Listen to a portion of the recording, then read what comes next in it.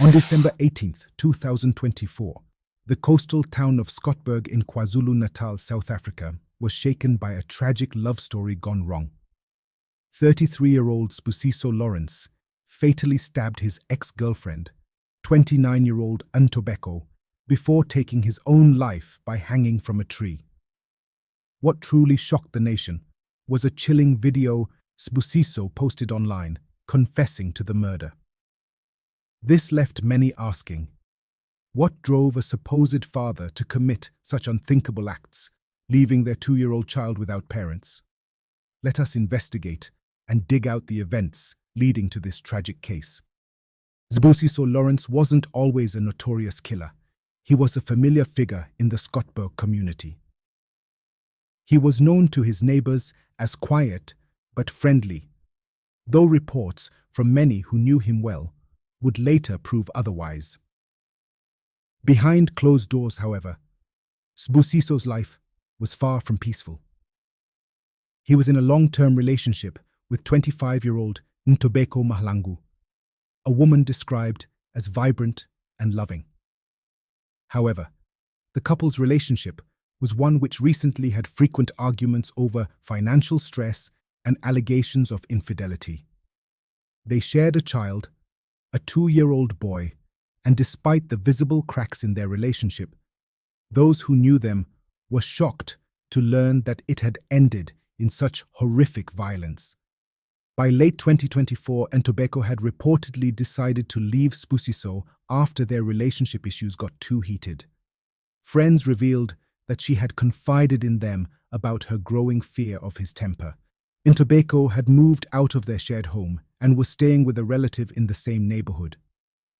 Sibusiso, who seemed to be toxic, however, could not accept the separation.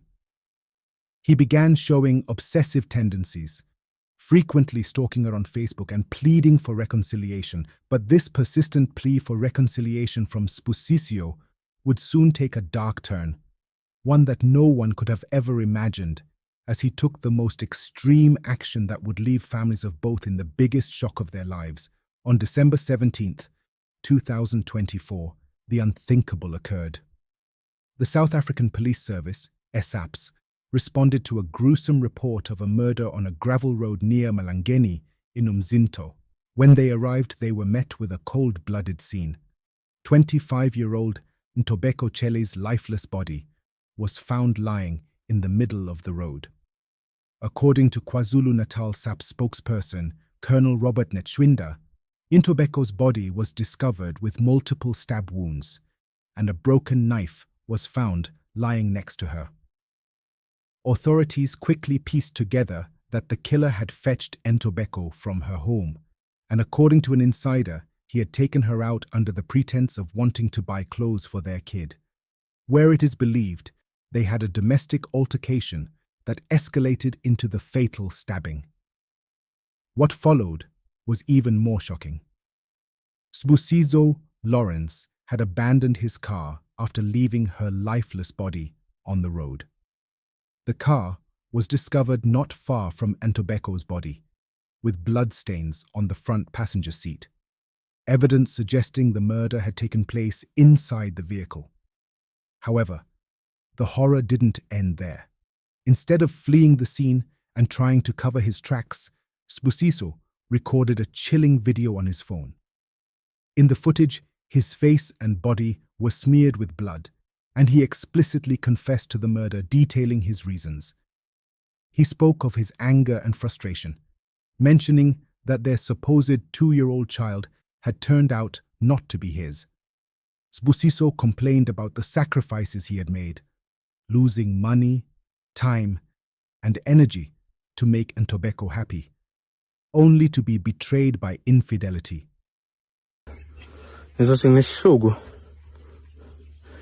Ngizamile sebenze kanzima empilweni yami thana sesifaye woman ngizama ukumjabulisa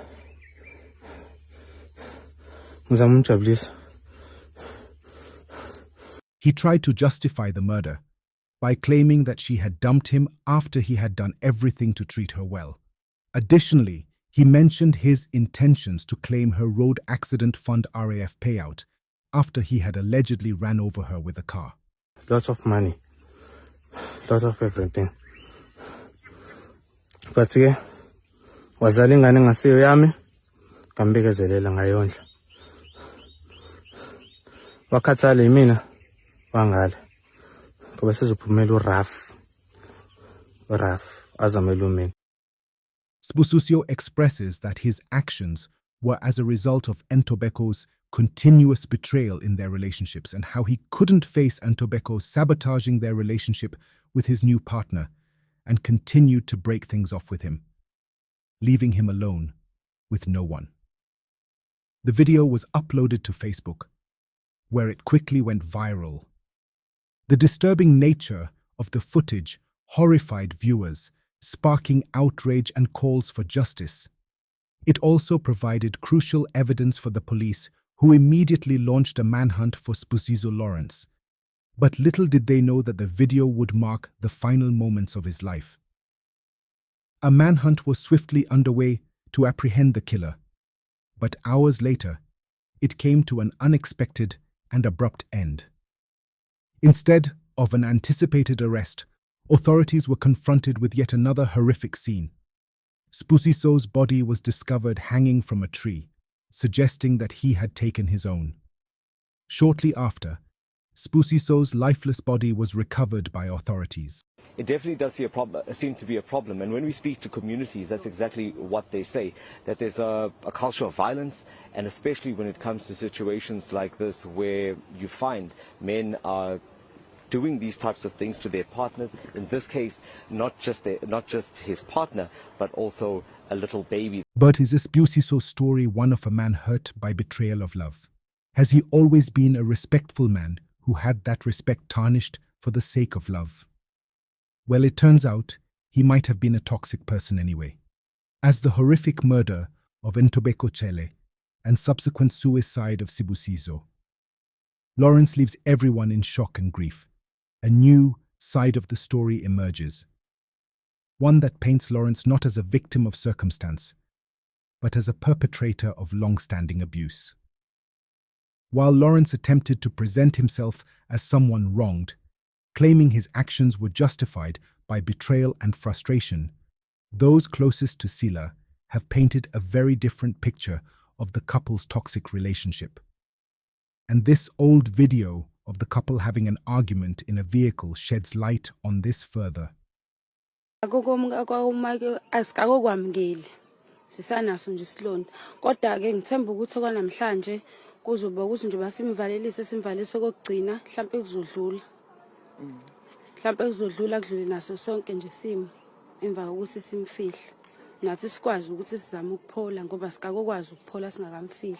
At the memorial service for Ntobeko, which was held on December 23rd, a woman named Nonjabulo, a close friend of Cele's, shared harrowing details of the abuse that had plagued their relationship. She recounted how Lawrence, referred to by Cele's friends as Mataka, had tried to kill her several times before the fatal incident. Nonjabulo recalled how most of Kelly's friends were terrified of Lawrence, knowing how extremely violent he could be. She described how Lawrence controlled every aspect of Kel's life, stripping her of her privacy. She had no freedom. It was as if Mtaka owned her. Nonjabulo expressed that she was in shock when Cele confided in her that Lawrence had proposed marriage to her, an act that seemed to betray the oppressive nature of their relationship. But the most horrifying revelation came when Nonjabulo recalled witnessing Lawrence drag Seal through the streets like a dog, as she begged him to stop. He had no respect for her. He treated her like she was nothing. This hints at the possibility that their relationship was not a loving relationship, but one of domination, control, and violence. The story takes an even darker turn when Lawrence's own family spoke out about his abusive nature. A family member revealed that this was not the first time Lawrence had attempted to harm Ntobeko, disclosing that he had even ran over her with a car in the past. except the one time he ran over her with a car. I could see that he'd been abusing her for a while.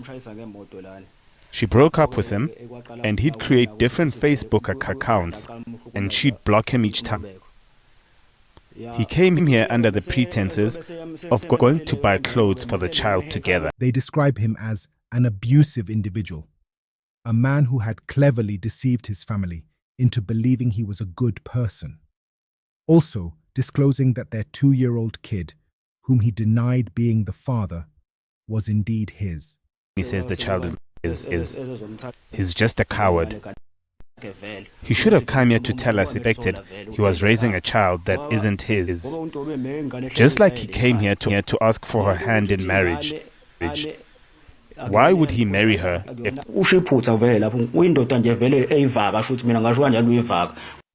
a family relative of Ntobeko, who knew the duo, has also lent her voice, disclosing that Sibusiso was indeed an abusive person.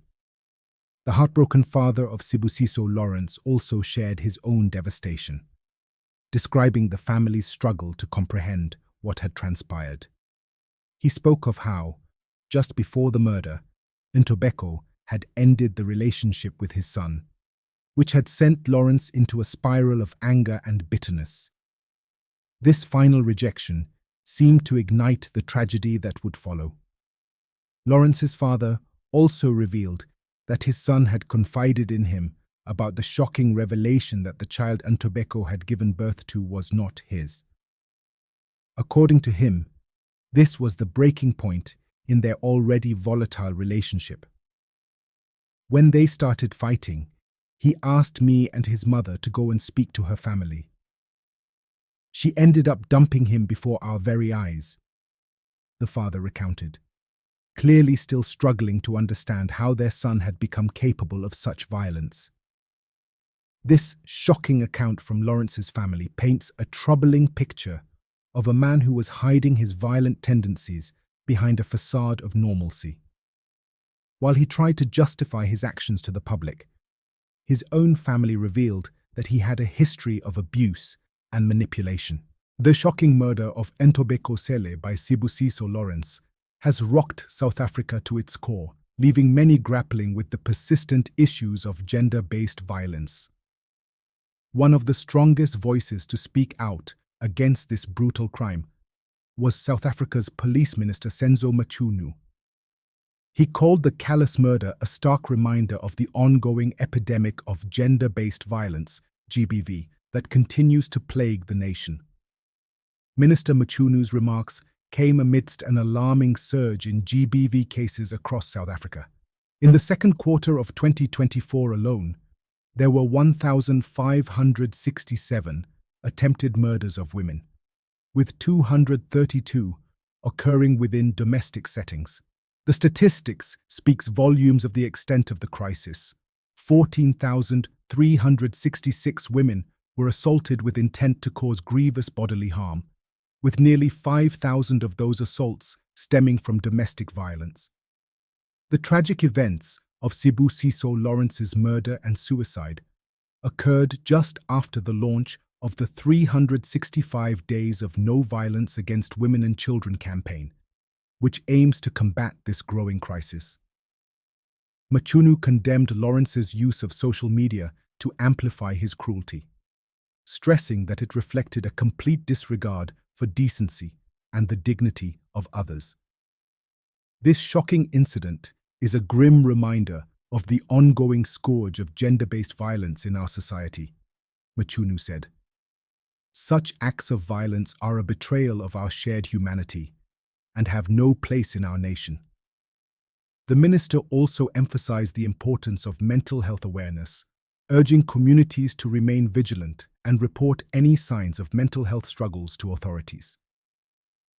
Families and communities need to be very much alive to issues of mental health of their members. Any sign or suspicion of this disease must be reported to social workers and other authorities without delay, he expressed. Speaking also on the GBV issue in the country, the deputy chairperson of the National Men's Forum expressed his thoughts following this tragic murder. To be honest, there needs to be more action on the ground within our communities, within the streets that we come from. I mean, one of the programs that the National Men's Forums of South Africa and the SANEC Men's Sector are championing, it's Boys Parliament. This is continuous programs that are really driving awareness campaigns and education on gender-based violence and femicide. And I want to stress the femicide part because in most cases we just aptly name it GBV. It's not GBV. There is an element of femicide, which is the GBVF. Okay. Which also involves the killing of women. I mean, we've seen recently with the case here, and I also wish to send my condolences to both families because both families are impacted. It's truly, truly important for us as South Africans, as a nation, which it's something that we have been doing. I mean, I think we've been championing programs of GBVF in the continent. KwaZulu-Natal Premier Thamsanqa Ntuli also weighed in on the tragedy, calling the act a grave injustice and a blatant violation of human dignity. He emphasized the collective responsibility to protect women and children, stating, "Violence against women is an attack on our humanity and the values we uphold as a society. As a province, we will not tolerate such actions." While many have rightfully condemned the crime, former Public Protector Thuli Madonsela has raised an important concern about the way the media has handled the coverage of Sibusiso Lawrence's case.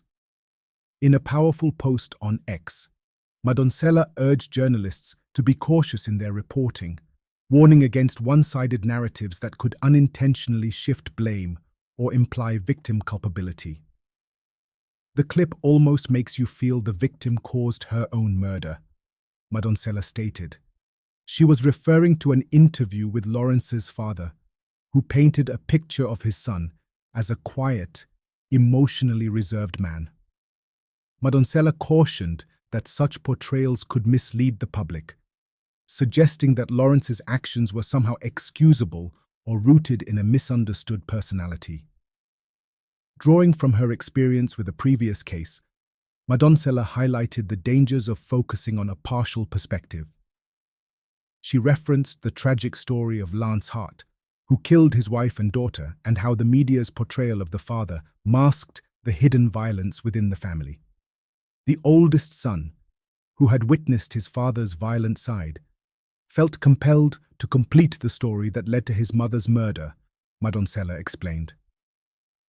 The core of the story was that his father was not what he appeared to be to family, colleagues, and strangers, she said. He wore a mask in public that fell off when he got home. Many concerned individuals have also lent their thoughts on the case on X, formerly known as Twitter. In the end, while Sibusiso's confession video showing his final moments as he admitted to killing Ntobeko and explained his reasons, painted him as someone hurt, betrayed, and ultimately pushed to take matters into his own hands in the most extreme way possible, investigations and new findings suggest a very different truth. It seems that, rather than being the victim, he might have been the abusive and toxic person all along. Tragically, he took his own life before any trial or judgment could be made. What do you think the outcome would have been if he had been apprehended alive? Let us know in the comments, and don't forget to subscribe for more.